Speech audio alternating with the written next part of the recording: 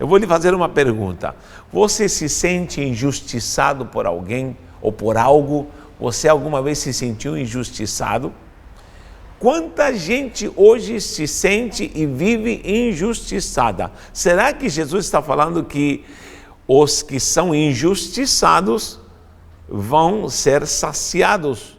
Porque eles têm fome, têm sede. O que ter fome e sede de justiça? A impressão é que, segundo o nosso cotidiano, a nossa vida secular, ter fome de justiça é alguém que está querendo ser justiçado, alguém que está querendo talvez vingança. Você normalmente vê por aí, entre notícias, informações, uma pessoa que está querendo justiça, uma pessoa que quer talvez vingança, uma pessoa que quer que a justiça se volte para ele porque ela se sente injustiçada. Eu lhe pergunto, quanta gente injustiçada temos no mundo? Quanta gente de fato injustiçada? Só que há um mal nesse pensamento dessa injustiça que nós vemos secular. É que isso vai se impregnando na mentalidade do ser humano, e há muitas pessoas que estão dentro de casa que se sentem injustiçadas. Eu conheço gente que se sente injustiçada pelos pais, se sente injustiçada pela família, se sente injustiçada pela sociedade, culpa o sistema religioso, se sente injustiçada pela igreja, se sente injustiçada por pastores, se sente injustiçada por líderes, se sente injustiçada pelo governo, pelos políticos. Então, meu Deus do céu, será que essa justiça que Deus está falando conosco, Jesus está pregando aqui, está ensinando algo certeiro, categórico e ao mesmo tempo com muito conteúdo espiritual? Eu vou lhe falar uma coisa: sentir-se injustiçado te atrasa mais do que realmente aquilo que o próprio Cristo está pregando aqui. Sentir-se injustiçado ou vitimizado, essa palavra, isso te prende. Jesus aqui está querendo te libertar. Só que não é esse tipo de injustiça ou sede por justiça ou desejo porque alguém faça a justiça em seu favor. Porque, repito, isso só vai te atrasar, isso só vai te retardar, isso vai brecar a sua vida, isso vai te levar a uma doença psicológica, espiritual, isso vai te prender. Paradigmas malignos se manifestam quando alguém vive se sentindo injustiçado, lamuriando, se detendo, vive preso ao passado, vive preso a situações, vive preso a circunstâncias. Não é isso que Cristo quis falar. A mensagem de Cristo aqui é muito mais profunda. Por quê? Porque a palavra justiça é uma palavra que traz um conteúdo sobrenatural. E ela está ligada ao reino de Deus. Lembra quando Jesus falou assim: buscai primeiramente o reino e a sua justiça. Então, quando nós encontramos o reino, porque nós vivemos justiça. A justiça que Deus está falando é a essência do reino de Deus. Tá bom? Então vou anotar aqui em primeiro. O que seria a justiça? Primeiro é retidão. Vou traduzir como retidão. 4. A quarta bem-aventurança, retidão. Olha aqui. Retidão. Vou falar o que é legalidade. Legalidade. Você sabia que o reino trabalha com legalidade e com retidão? Buscai primeiramente o reino de Deus e aí vai vir a justiça, a verdadeira justiça de Deus. Essa palavra é Sedec, vou transliterar, Sedec, porque eu vou escrever com Kof no final, porque é Tzadik, não, ao contrário, meu Deus, deixa eu anotar aqui, Dalet, mais comprido, Dalet, e o próprio Kof, Sedec. E as pontuações para Sedec, aqui é separado. Eita, manto, olha só. Sedec, isso é justiça, mas não é simplesmente a lei estar ao seu favor, ou alguém bater um martelo em seu favor.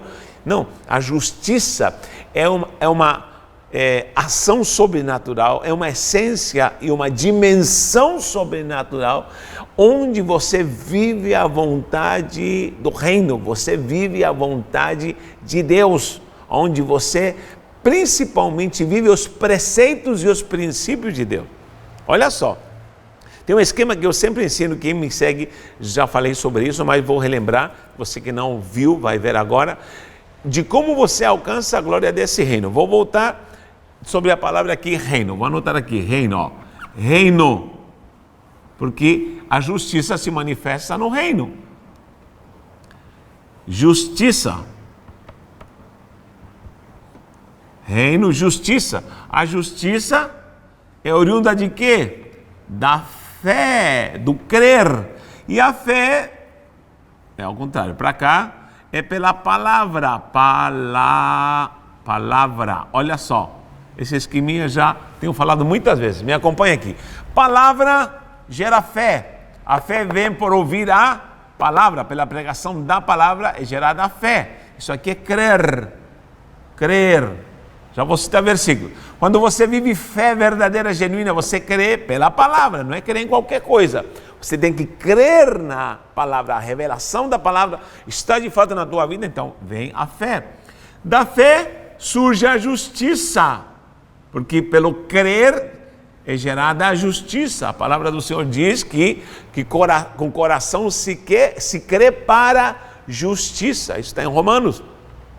Nós vamos ver versículos bíblicos de como nós precisamos ir à dimensão da justiça do reino. E uma vez que você vive a justiça, você se torna justo. E o justo vive pela fé, justo. E sendo justo, ou vivendo a justiça, você entra na dimensão do reino. Está aqui, ó. Por isso, o próprio Jesus disse, busquem o reino de Deus e a sua justiça, porque se você tem justiça é porque você tem fé, e se você tem fé é porque você tem a palavra, como a palavra te leva ao reino, fé e justiça. Olha só, quando você lê em Romanos 10, 17, anote ali, Romanos 10, 17, vou anotar aqui, Romanos 10.17, Romanos 10 diz claramente que a fé, o emuná, é gerado, não é por qualquer coisa, tem que ser gerado pela palavra de Deus, e ouvir e receber essa palavra tem que entrar no portal da tua alma, do teu âmago, do teu coração, e quando essa palavra ela germina, porque a palavra é uma semente, vai gerar a fé, vai gerar. Anote aí Romanos 10, 10. Crer, Romanos, separar aqui, Romanos 10, 10, anote esse versículo, aí é gerada a fé, você vai gerar fé, a verdadeira e genuína fé, aí diz com o coração, aí se abre o portal, se crê, eu criei, para que eu criei? Para justiça, você vai crer para a justiça. Olha o que diz Romanos 4:3, anote Romanos 4:3 também, tudo em Romanos 4:3, diz que Abraão creu, pela fé ele creu, e foi-lhe imputado para a justiça, foi-lhe creditado, encontrou a ponte para a justiça, o próprio Abraão, olha só, Abraão foi chamado justo, logicamente, porque ele creu pela fé, por isso é chamado pai da fé, Romanos 4:3, ele creu para a justiça, foi-lhe imputado por justiça.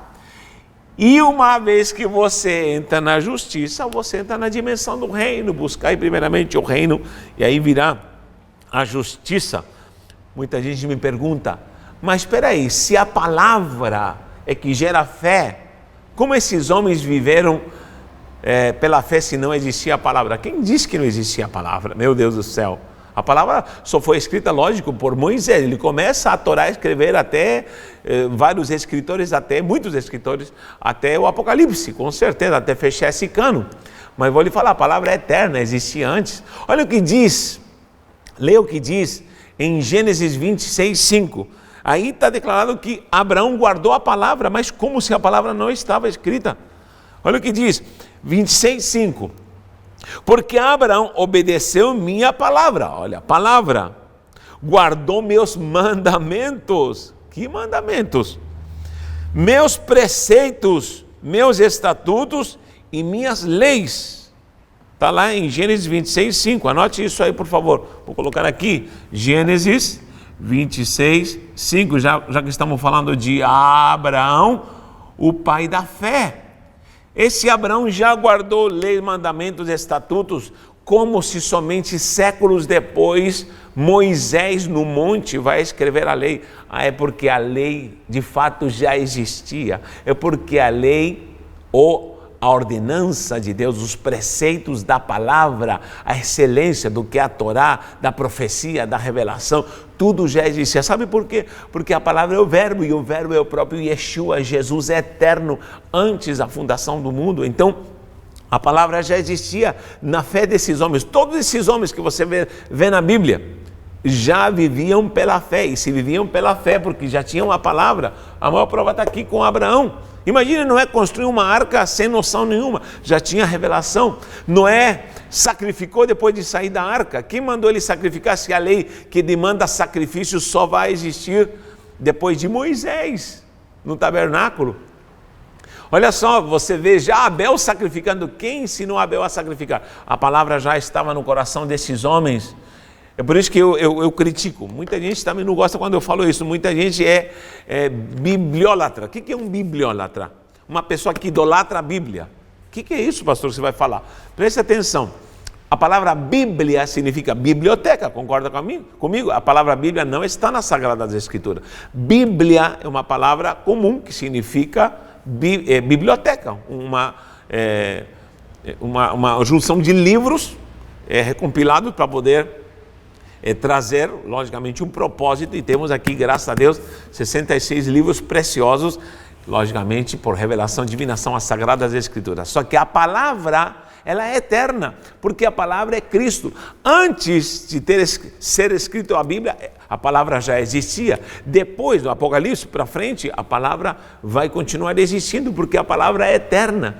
Por que eu digo que tem gente que é bibliólatra? Porque ela idolatra a Bíblia, esse papel. Idolatra o papel, abre no Salmo 91 e deixa como amuleto, anda com a Bíblia embaixo do braço e nunca lê, nunca vive. Tem gente que vai ter a Bíblia em casa, a Bíblia, esse livro em casa, e nunca vai conhecer a palavra. Entenda isso. Tem gente que vai idolatrar a Bíblia, vai andar com a Bíblia. Tem crente que fala de Bíblia, mas nunca vai conhecer a revelação da palavra, porque a palavra é muito além do que o papel.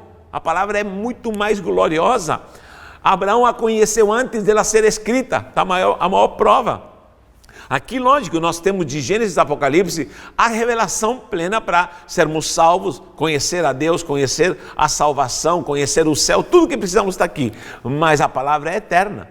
O próprio João, no último versículo do seu evangelho ali, João, versículo 25, ele diz: se fosse para escrever tudo o que Jesus fez na terra, faltaria espaço na terra para colocar os livros. Faltariam livros na terra para escrever.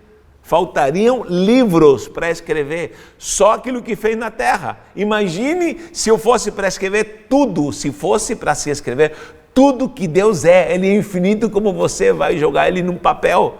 Então, queridos, não idolatre a Bíblia, mas conheça a palavra. A palavra. A palavra. Eu sempre pergunto: conhecereis a verdade e a verdade vos libertará. Muito bem, muito bem. O que te liberta? As pessoas dizem: a verdade. Não, a verdade não liberta. Como assim? Está escrito: conhecereis a verdade e a verdade vos libertará. Não, não é a verdade que te liberta, é conhecer a verdade.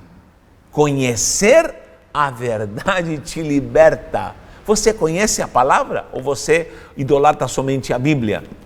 Ou anda de Bíblia para cima e para baixo como se fosse Rexona embaixo do braço, mas nunca vai conhecer a palavra? A palavra é muito mais.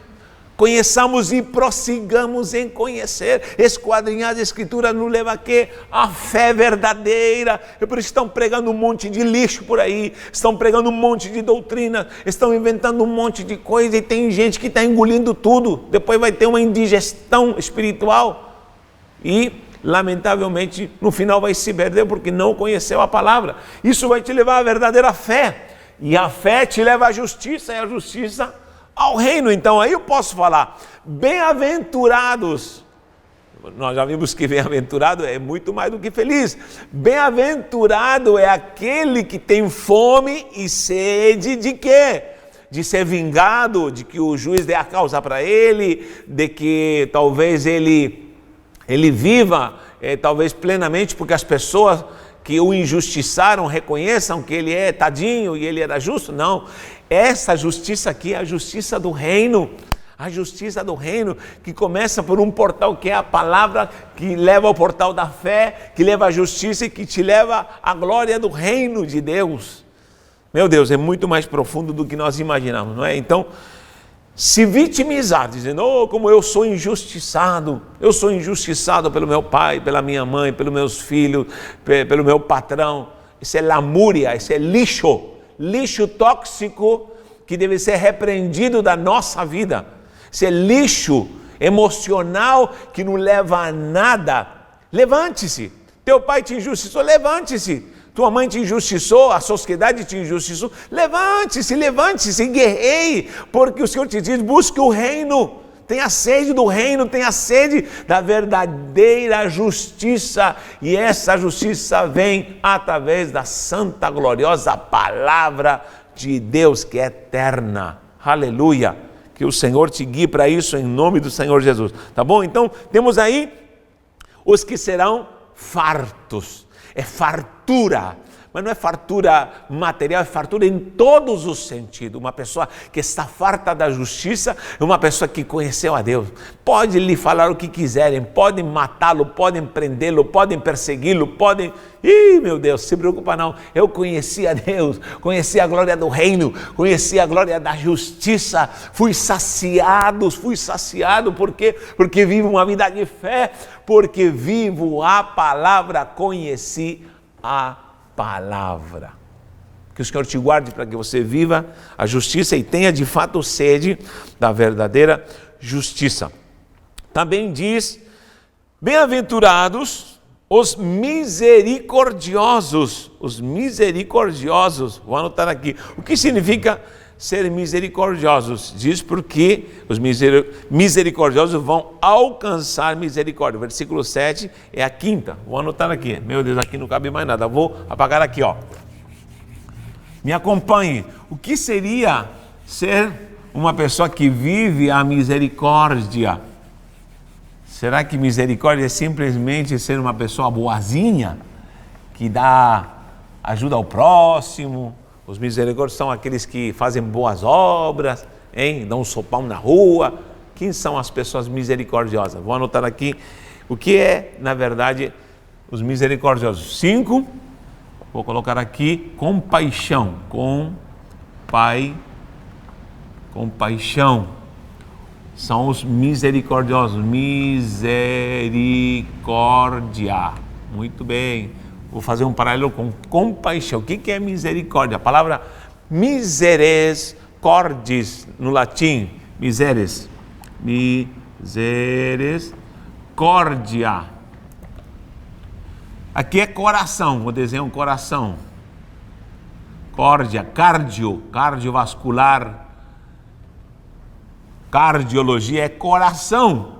Aqui é miséria ou comiseração, quando você vê alguém que tem misericórdia, porque o seu coração se condoeu. Essa pessoa, na verdade, está sentindo, você está compadecendo. Se compadecer aqui, se compadecer, compadecer. E o que é se compadecer? É sentir a dor de alguém.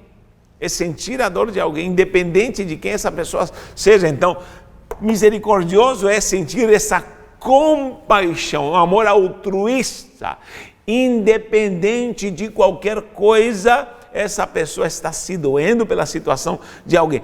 Pode até ser um inimigo, aí é onde a palavra quer nos pegar. Pode até ser um inimigo. Somos capazes de nos condoer por inimigos? Podemos até ser perseguidos por inimigos, ser talvez humilhados, mas temos compaixão. O próprio Jesus ensinou isso.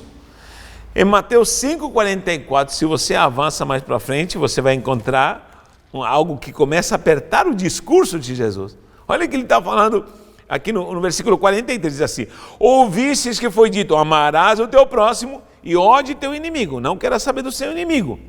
Mas Jesus está falando, eu porém, o 44, vos digo, amai aos vossos inimigos e orai pelos que vos perseguem. Aí o negócio começa a apertar. Por quê? Porque a misericórdia não é somente ser bonzinho com os bonzinhos. É quando você tem compaixão, diz, coitada dessa pessoa, ela te persegue, você diz, coitada, vou orar por ela. O quanto oramos pelos nossos inimigos, o quanto amamos os nossos inimigos no amor de Cristo. Não estou falando de um amor humano, estou falando do amor em Cristo Jesus. O quanto vivo o reino de Deus ao ponto de amar a quem me persegue, ao ponto de orar, jejuar. Eu vou lhe falar, eu já orei, jejuei muito tempo por pessoas que me perseguiam. Orei, entreguei na mão do Senhor e Deus operou, Deus trabalhou. O problema é quando nós desejamos o mal para o inimigo e o inimigo não está nem sabendo e esse mal na verdade vem para nós. O ódio está em nós e nós adoecemos. O nosso físico vai adoecer, o fígado vai apodrecer, os rins vão apodrecendo, o estômago vai apodrecendo porque nós odiamos e desejamos o mal de alguém. Agora, quando nós perdoamos, quando nós pedimos para Deus nos dar amor, isso não é fácil não, porque é necessário clamar. É necessário se inundar e se embebedar da compaixão em Cristo Jesus. Mateus 5,44, vou anotar aqui, Mateus 5,44, temos o primeiro exemplo. Mateus vai falar muito sobre isso, e o próprio Jesus vai falar nessa mensagem de aprender a perdoar. Se alguém pede para você, Mateus 5,41, anda comigo uma milha, Mateus 5, aqui também 5,41, Mateus também. Se alguém te pede para andar uma milha, pode até ser o inimigo, vai com ele 2. Meu Deus, é na segunda milha que você prova se você tem compaixão ou não. É na segunda milha, porque amar os que te amam é facinho. Agora quem te persegue? Jesus estava na cruz, estava de braços abertos, sendo cuspido, chicoteado, ferido, zombavam dele, ele estava ali exposto à ignomínia, à vergonha, e ele dizia, Pai, perdoa-lhes. Isso é compaixão. Ele não sabe o que estão fazendo, não está falando, ele não falou, ele não concordou com aquilo que eles estavam fazendo, nem apoiou, mas ele disse, não sabe o que estão fazendo, não sabem. Isso é compaixão. Eu tenho falado sobre o fruto do Espírito, que é amor, paz, alegria, longanimidade. Há 2 palavras que parecem iguais, benignidade e bondade. O que é ser bondoso? Uma pessoa bondosa é uma pessoa que faz o bem, ajuda, enfim, os outros, está sempre desejando o bem, tudo maravilha. Porque tem gente assim, eu não faço mal a ninguém, beleza. Mas existe a benignidade e bondade. Bondade é um item. Agora, benignidade é você fazer o bem a quem te faz o mal. É você amar a quem te persegue. Sabe, é amar a tua sogra, quem está te perseguindo? Quem está te perseguindo? Teu vizinho? É alguém do teu trabalho? Meu Deus do céu. Quem está atrás de você? Você consegue amá-lo em Cristo Jesus só quando você conhecer a glória do céu, quando realmente conhecemos a Cristo Jesus. Ame a quem realmente te persegue. Então, o próprio Jesus nos dá esse modelo na própria cruz e nos ensinando aqui no Sermão do Monte de que Ele é um modelo de amor. Sendo tão injustiçado, tão perseguido, Ele amou e com certeza pediu perdão. Quando Jesus ensina a orar, Ele diz assim, entre todo o Pai Nosso, Ele diz, perdoa nossas dívidas, assim como nós perdoamos aqueles que nos devem. Sabe o que significa essa frase? Pai, me perdoa do jeito que eu perdoo os outros. Deus só vai tratar com você do jeito que você aprende a perdoar os outros. Deus só vai perdoar você o tanto, mesmo nível que você perdoa os outros. Por isso diz, amarás ao teu próximo como a ti mesmo. Isso não é fácil, gente.